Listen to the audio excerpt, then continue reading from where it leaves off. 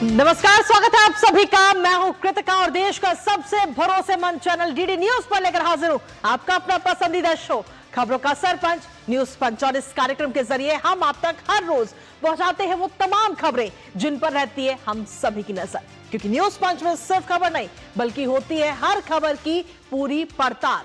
तथ्यों और आंकड़ों के जरिए आपको समझाते खबर का हर एक बिंदु, साथ ही ग्राउंड जीरो पर मौजूद अपनी टीम से जानते हैं एक एक अपडेट। होती है हर खबर पर हमारी पैनी नजर। और आज न्यूज पंच के जरिए जिन 3 प्रमुख खबरों की करेंगे हम विस्तार से बात।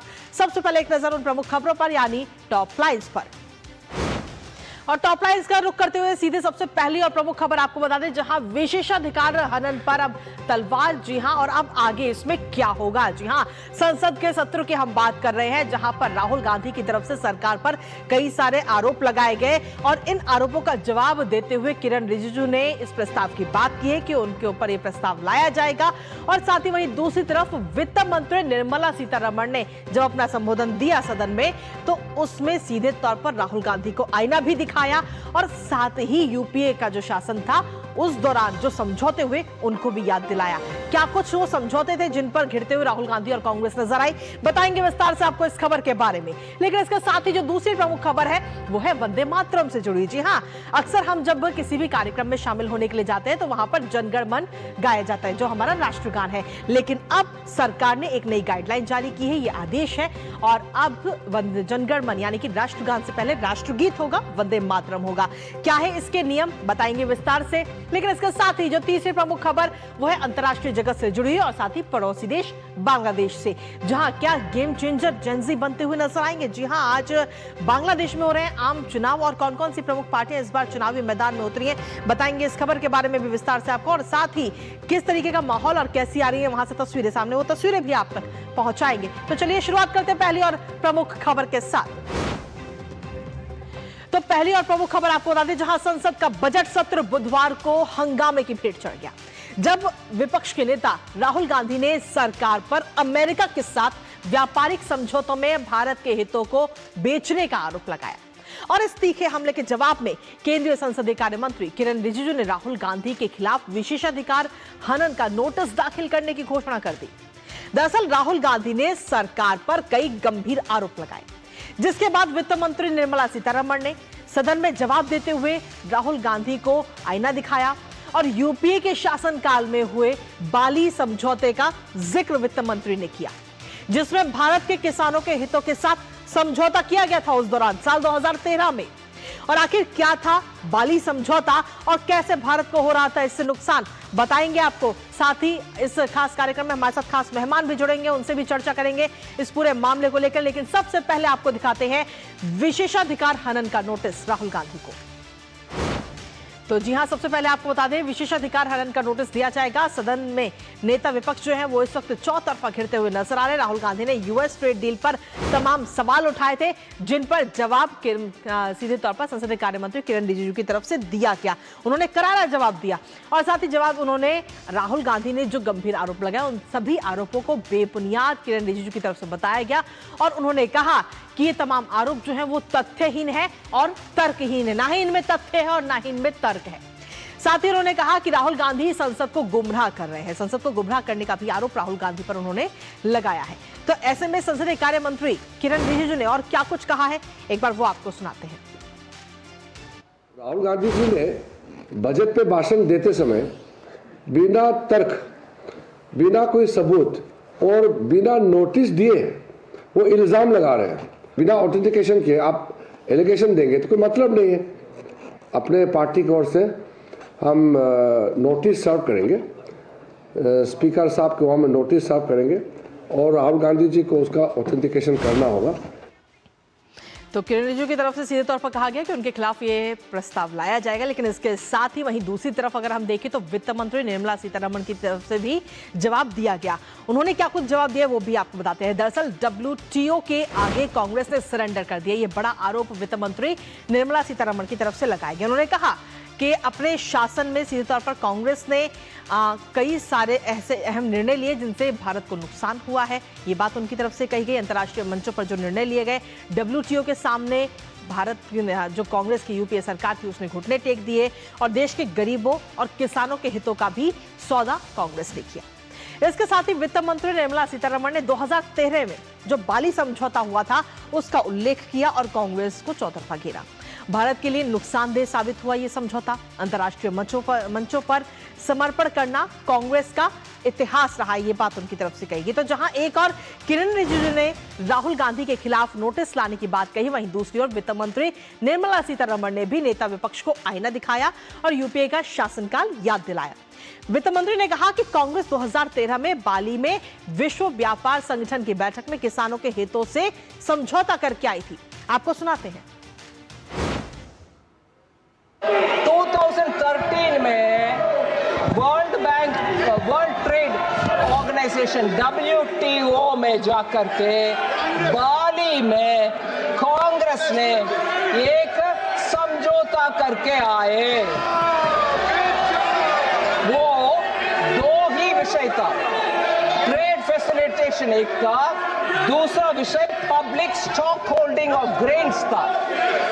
Public stock holding of grains के ऊपर भारत के हित में कुछ ना करते हुए ट्रेड फैसिलिटेशन के ऊपर साइन करके आ गए थे। इसका मतलब था 2017 जनवरी से भारत देश में कोई किसान से प्रोक्योरमेंट हो नहीं सकता है और हम रेशन के दुकान से गरीब लोगों को कुछ भी दे नहीं सकते हैं। मतलब रेशन का कोई भी चीज जा नहीं सकते। वर्ल्ड ट्रेड ऑर्गेनाइजेशन का बाली के मीट में जाकर के समझौता करने वाले ये लोग हैं। तो राहुल गांधी को लेकर के सीधा जवाब दिया और साथ ही राहुल गांधी को आईना दिखाया कि जब आपकी सरकार थी यानी कि यूपीए शासनकाल में किस तरीके से किसानों के हितों के साथ समझौता किया गया। 2013 में जब बाली में जो बैठक हुई WTO की, उसमें किस तरीके से भारत की तरफ से सिर्फ हस्ताक्षर करके आ गए। लेकिन आखिर ये कौन सा समझौता था जिससे भारत को काफी नुकसान हुआ, वो आपको बताते हैं। दरअसल WTO बाली समझौता 2013 में जब उत्पादन मूल्य के 10% से अधिक सब्सिडी किसानों को नहीं दी जा सकती थी, इसमें यह प्रावधान। लेकिन इसका साथ ही भारत के पास MSP देने के लिए खाद्यान्न का काफी बड़ा स्टॉक था, लेकिन उसके बावजूद भी जो भारत के किसान हैं उनको नहीं मिल पा रहा था। भारत सब्सिडी सीमा अगर पार करता तो भारत के ऊपर कानूनी कार्रवाई हो सकती थी, ये बात उसमें कही गई। लेकिन इसके साथ ही गरीबों के लिए खाद्यान्न सुरक्षा कार्यक्रम चलाना उस दौरान भारत के लिए पूरी तरह से असंभव हो गया था।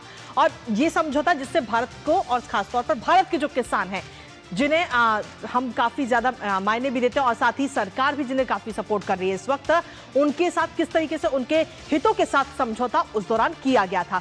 लेकिन आखिर ये समझौता ठीक कब हुआ वो आपको बताते हैं और इसको कैसे ठीक किया गया। दरअसल मोदी सरकार जब आई साल 2014 में, तब इसमें सुधार किया गया। 2014 के बाद पूरी तस्वीर इसको लेकर बदलती हुई नजर आई। जुलाई 2014 तक TFA को लागू होने से रोका गया, जिसके बाद में 2014 के नवंबर में US इंडिया द्विपक्षीय समझौता हुआ और इस समझौते से सीधे तौर पर जो पीस क्लोज था उसको मजबूत किया गया। भारत ने उसमें अपनी बात रखी, जिसके बाद में 2017 की जो डेडलाइन थी उसे हटा दिया गया और किसानों से MSP पर अभी भी खरीद जारी है और ये खरीद तब तक जारी रहेगी जब तक कोई स्थायी समाधान नहीं निकल पाता। हमारे साथ आज न्यूज पंच में एक खास मेहमान हमारे साथ जुड़ रहे हैं अर्थशास्त्री प्रोफेसर अश्विनी महाजन। प्रोफेसर अश्विनी महाजन जी, बहुत बहुत स्वागत है आपका हमारे आज के इस खास कार्यक्रम में। आप क्योंकि अर्थशास्त्री है इसलिए आपसे एकदम आसान भाषा में हम समझना चाहेंगे, जो बाली समझौता हुआ जिसका जिक्र वित्त मंत्री की तरफ से किया गया, उसमें क्या कुछ था और किस तरीके से भारत के किसानों के साथ समझौता हुआ, जो उनके हित थे उनके साथ समझौता हुआ और भारत को नुकसान हुआ। अश्विनी जी। कृतिका जी, वास्तव में मैं इस सारी घटना का प्रत्यक्षदर्शी हूँ, क्योंकि जिस दिन बाली में इस प्रकार से समर्पण हुआ हमने वहां देखा।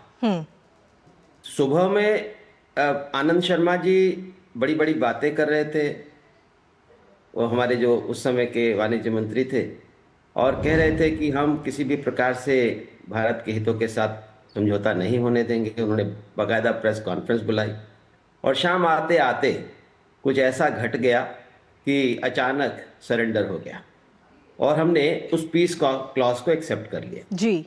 जो वास्तव में एक जिसको कहें कि एक शर्मनाक बात थी। उसका कारण यह है कि अमेरिका और दूसरे देश ये बात कह रहे थे कि आप जो 1986 और 88 की जो बेस प्राइस है जी।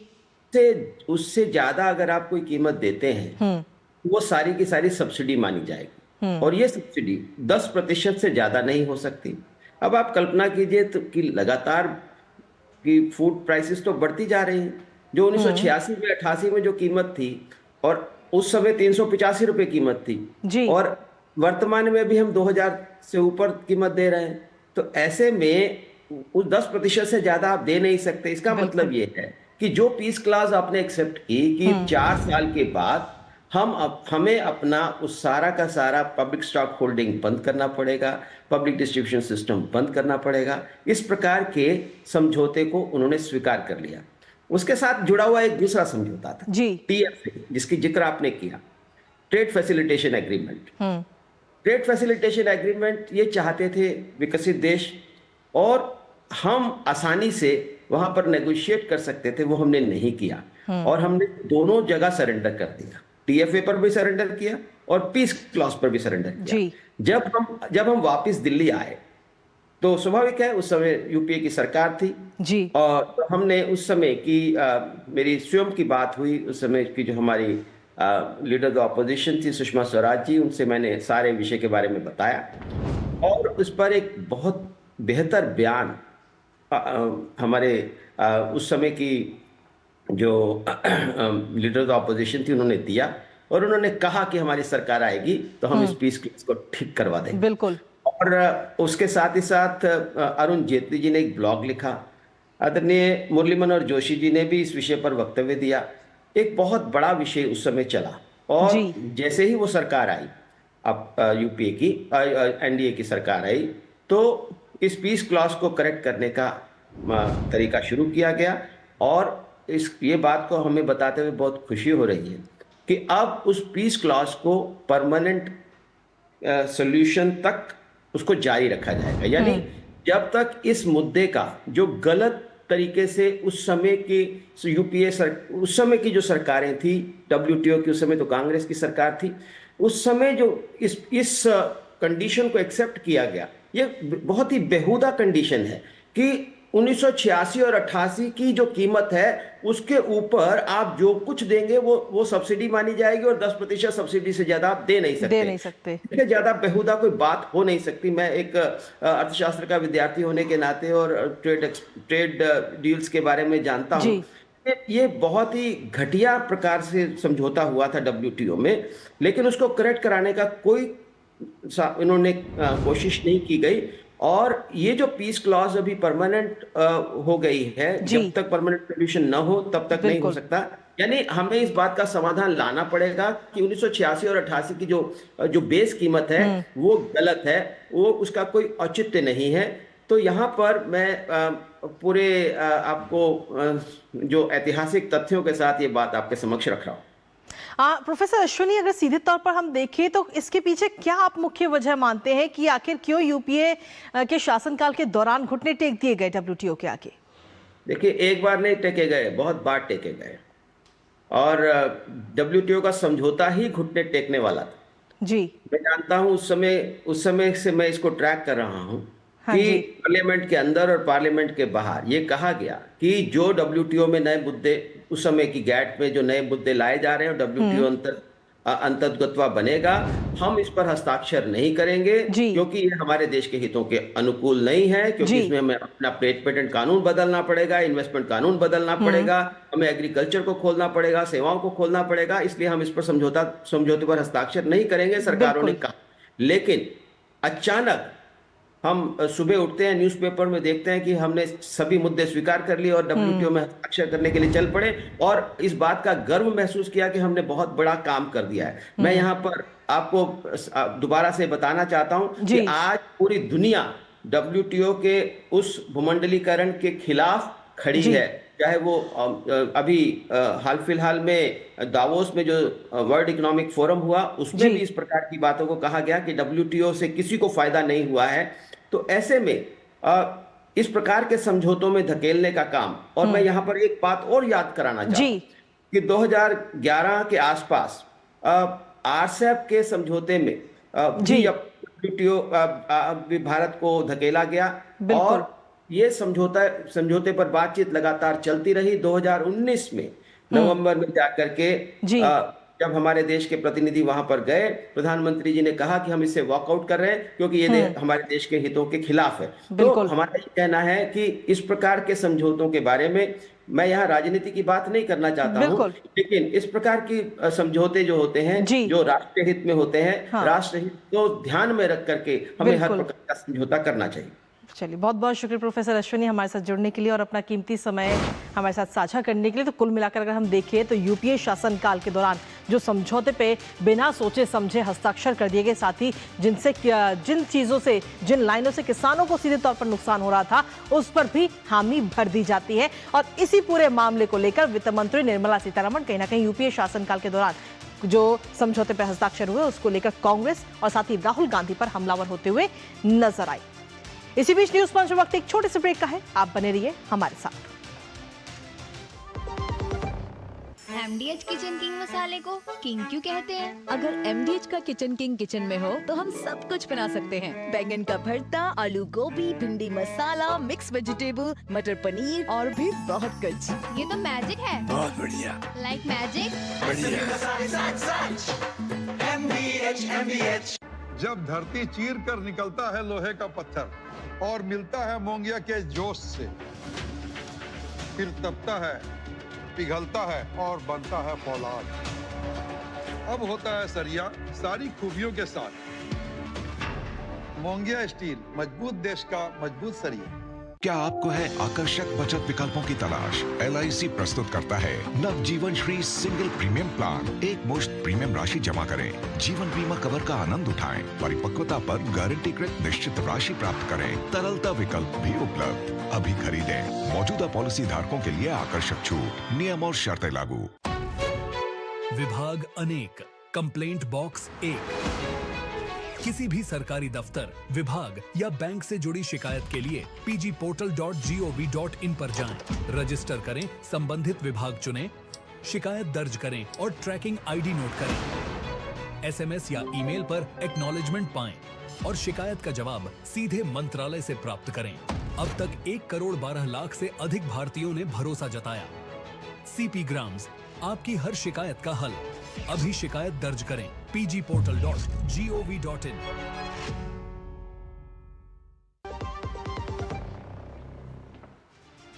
और ब्रेक के बाद एक बार फिर से स्वागत आप सभी का। अब रुक करते हैं हमारी अगली महत्वपूर्ण खबर का, जहां केंद्रीय गृह मंत्रालय ने एक बड़ा फैसला भी कर लिया और ये एक ऐसा फैसला है जिसका हर कोई स्वागत भी कर रहा है, क्योंकि ये फैसला भारत के गौरव और अभिमान से जुड़ा हुआ है। दरअसल गृह मंत्रालय ने राष्ट्रगीत वंदे मातरम के सम्मान से जुड़ी नई गाइडलाइन जारी की है, जिसमें अब वंदे मातरम के पूरे 6 छंद गाए जाएंगे, जिसे 1937 में कांग्रेस ने मुस्लिम तुष्टीकरण की वजह से हटा दिया गया था।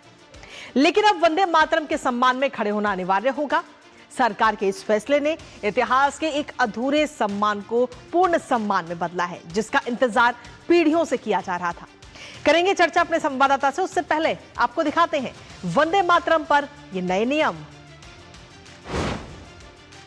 तो जी हां, वंदे मातरम पर नए नियम अब आ चुके हैं। केंद्र सरकार की तरफ से विस्तृत प्रोटोकॉल जो है वो इसको लेकर जारी किया गया है। हालांकि इससे पहले हमने देखा है कि सिर्फ राष्ट्रगान को लेकर ये नियम है, लेकिन अब वंदे मातरम के लिए भी राष्ट्रगान से पहले इस वंदे मातरम को बजाना जरूरी होगा, ये कंपलसरी कर दिया गया है।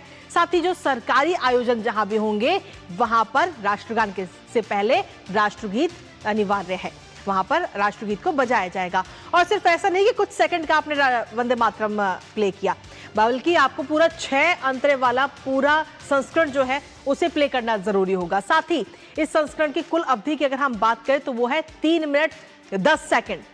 और 3 मिनट 10 सेकंड के इस वंदे मातरम को आपको पूरा प्ले करना होगा। 1937 में कांग्रेस ने इसमें बदलाव किए थे और इसके सम्मान में हर व्यक्ति का खड़ा होना अब कंपलसरी कर दिया गया है, जरूरी कर दिया गया है।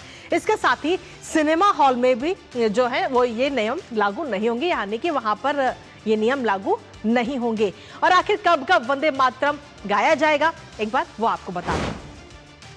दरअसल राष्ट्रीय ध्वज को परेड में लाते समय वंदे मातरम को प्ले करना, वंदे मातरम को गाना कंपलसरी है।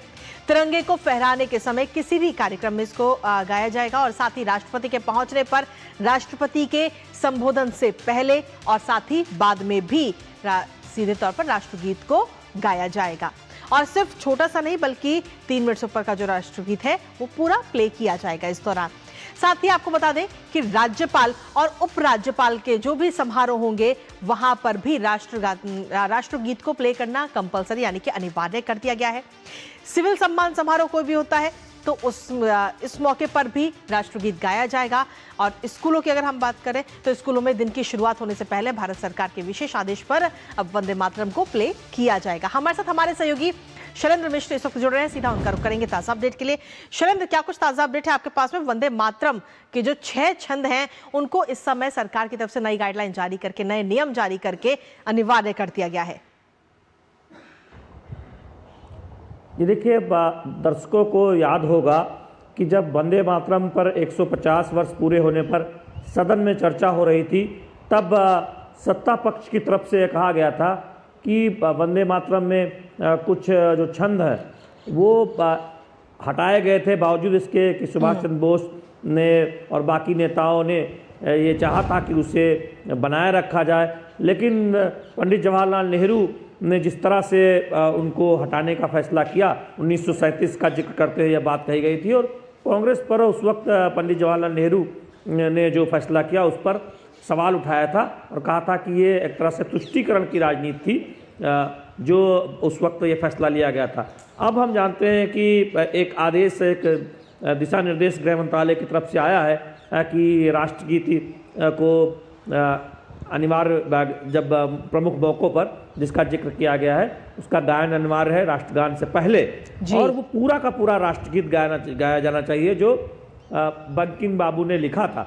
और ये बात बीजेपी सत्ता पक्ष बहुत दिनों से बात कहता रहा कि कांग्रेस पार्टी और उनकी जो सरकारें रहीं उनका जो रवैया था वो ठीक नहीं था और उनके बहुत सारे फैसले ऐसे थे जो तुष्टीकरण की राजनीति से प्रेरित थे। और उन्होंने इस बात पे ध्यान नहीं दिया कि वंदे भारत का जो गायन है वो, जो वंदे मातरम का जो गायन है वो प्रमुख मौक़ों पर जरूर होना चाहिए। और अब ये दिशा निर्देश दिए गए हैं कि इसे उस राष्ट्रगीत को प्रमुख मौक़ों पर जरूर उसका गायन होना चाहिए। और एक बात और कही गई है, हालांकि उसमें कुछ छूट दी गई है, जैसे कि सिनेमा हॉल्स में और वहाँ पर उसको लागू नहीं किया जाएगा, ये बात कही गई है। तो विस्तार से एक दिशा निर्देश गृह मंत्रालय की तरफ से आया है। तो अब बीजेपी ये सवाल भी पूछ रही है कि क्या रवैया था कांग्रेस पार्टी का बंकिम बाबू द्वारा जो देश ने जो राष्ट्रगीत को स्वीकार किया उसके बारे में वो कांग्रेस को बताना चाहिए। और हमने देखा कि कांग्रेस के लोग इस पर एक तरह से चुप्पी भी साधे हुए या इस तरह की कोई बयानबाजी नहीं कर रहे। तो ये एक ऐसा मुद्दा है जो देशभक्ति से जुड़ा है और जरूरी है कि हमारी जो युवा पीढ़ी है, जो हमारे जो छात्र छात्राएं हैं, वो पूरा राष्ट्रगीत जाने और उसके भावार्थ को समझे और जिससे उनके देश प्रेम की जो भावना है वो और मजबूत हो। चलिए, बहुत बहुत शुक्रिया शैलेंद्र, तमाम जानकारी और अपडेट्स हमारे साथ साझा करने के लिए इस महत्वपूर्ण खबर से जुड़े हुए। और इसी के साथ चलिए अब रुक करते हैं हमारी तीसरी महत्वपूर्ण खबर का। बांग्लादेश में आज यानी कि 12 फरवरी को आम चुनाव हो रहा है और करीब 18 महीने पहले छात्रों की बगावत की वजह से तत्कालीन प्रधानमंत्री शेख हसीना की सरकार गिरा दी गई थी और उस सरकार को अवामी लीग लीड कर रही थी। और साथ ही आपको बता दें कि और चीफ एडवाइजर मोहम्मद यूनुस के नेतृत्व में एक अंतरिम सरकार उस वक्त बनी। हालांकि शेख हसीना की अवामी लीग को चुनावों से भी बैन कर दिया गया है और इस चुनाव में सीधे तौर पर लड़ाई जो है वो बांग्लादेश नेशनलिस्ट पार्टी यानी बीएनपी और जमात इस्लामी की लीडरशिप वाले अलायंस के बीच में है। इन सब के बीच 17 साल बाद देश वापस आए बांग्लादेश की पूर्व प्रधानमंत्री खालिदा जिया के 60 साल के बेटे तारिक रहमान गुरुवार के चुनाव में सबसे आगे इस वक्त माने जा रहे हैं। करेंगे चर्चा अपने संवाददाता से, उससे पहले आपको दिखाते हैं वहां की तस्वीरें कि किस तरीके से हो रही है वहां पर वोटिंग।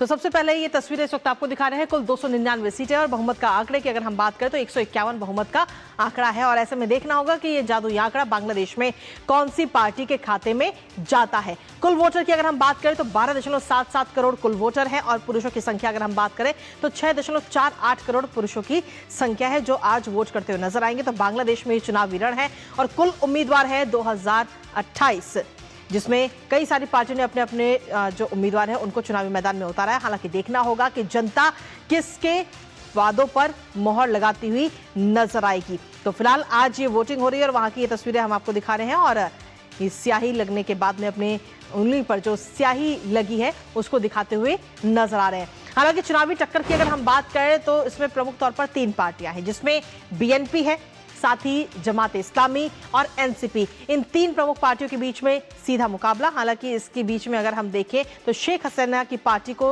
इन चुनावों से बैन किया गया था, इससे पहले वो भी हम आपको दिखा चुके हैं। लेकिन इसके साथ ही कई सारे चुनावी वादे भी इस दौरान किए गए हैं। हालांकि किसके वादों पर जनता मोहर लगाएगी इसके लिए हमें थोड़ा सा इंतजार करना होगा। लेकिन पार्टी में आखिर किस किस पार्टी ने क्या कुछ वादे किए हैं, चुनावी वादे, वो आपको बताते हैं। सबसे पहले आपको बताते हैं बीएनपी के वादे।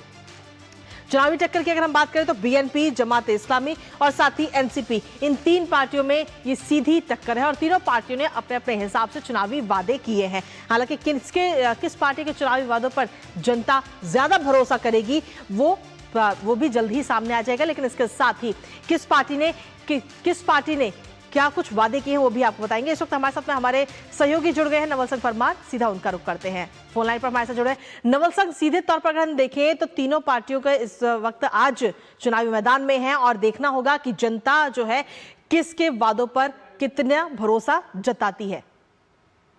जी, देखा जाए तो बांग्लादेश के लिए आज बड़ा अहम दिन है और जो वोटिंग जो जारी है, सुबह 7:30 बजे लोकल टाइम के हिसाब से स्टार्ट हुआ था वोटिंग और 11:30 हुए हैं यहाँ पे बांग्लादेश के टाइम के हिसाब से। तो ऑलमोस्ट 4 घंटे का वोटिंग हो चुका है और अपेक्षा के देखा जाए तो बांग्लादेश में अभी जो है वोटिंग है काफ़ी पीसफुल तरीके से हो रहा है। बाय एंड लार्ज पीसफुल है, हालांकि कुछ छोटे मोटे इंसिडेंट्स रिपोर्ट हुए हैं, लेकिन by and large it is peaceful election अभी तक का जो है वो रहा है। और आपने जैसे बताया कि बांग्लादेश में जो इलेक्शन है 2 प्रमुख गुट है। एक तो जमाते इस्लामी के नेतृत्व में, जिसमें एनसीपी उसका हिस्सा है कोलिजन का, और अराउंड 30 सीट के ऊपर एनसीपी कंटेस्ट कर रहा है, जबकि 250 सीट्स पे जमाते इस्लामी कंटेस्ट कर रहा है। और दूसरी ओर जो है बांग्लादेश नेशनलिस्ट पार्टी है, बेगम खालिदा जिया पूर्व प्रधानमंत्री बांग्लादेश की रह चुकी है और उनके बेटे तारिक रहमान की अगुवाई में बीएनपी पार्टी जो है कंटेस्ट कर रहा है।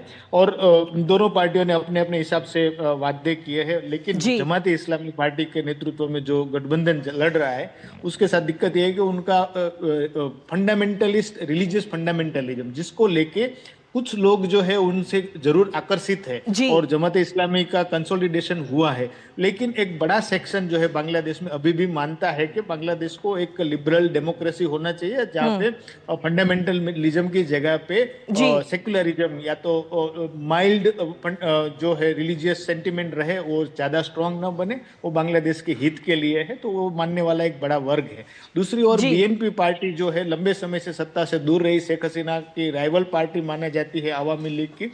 आवामी लीग जब कंटेस्ट नहीं कर रहा है तो ऐसी स्थिति में 2 major political party Awami league और बीएनपी, एक major political party Awami league जब कंटेस्ट नहीं कर रहा है, जिसका अराउंड 30 to 35% का वोट बैंक है, तो ऐसी स्थिति में बीएनपी के लिए ये इलेक्शन जो है सिंपल केक वॉक के समान है। लेकिन अगर स्टेट मशीनरी को देखा जाए तो अभी ये माना जाता है कि बीएनपी जो जमाते इस्लामी पार्टी है, रिलीजियस फंडामेंटलिस्ट पार्टी जो है, वो पार्टी बिहाइंड थ्रोन है, वो जिसको यूनिस एडमिनिस्ट्रेशन और एडमिनिस्ट्रेशन जो स्टेट मशीनरी है उसका सपोर्ट है। बिल्कुल, आप जो आज वहां पर आम चुनाव हो रहे नवल संघ परमार, आप उन पर अपनी नजर लगातार बनाए रखिएगा। लेकिन फिलहाल बहुत बहुत शुक्रिया आपका हमारे साथ जुड़ने के लिए, तमाम जानकारी हमारे साथ साझा करने के लिए। और इसी के साथ फिलहाल न्यूज़ मुझे और हमारी पूरी टीम को दीजिए अनुमति। दोपहर 2 बजे फिर होगी आपसे मुलाकात, तब तक के लिए नमस्कार।